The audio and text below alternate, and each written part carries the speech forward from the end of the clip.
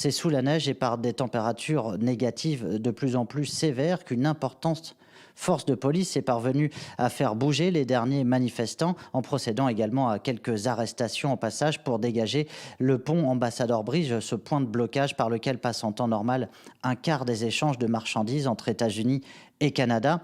D'autres blocages se poursuivent le long de la frontière dans l'ouest, en Colombie-Britannique, dans le sud du Manitoba ou de l'Alberta notamment.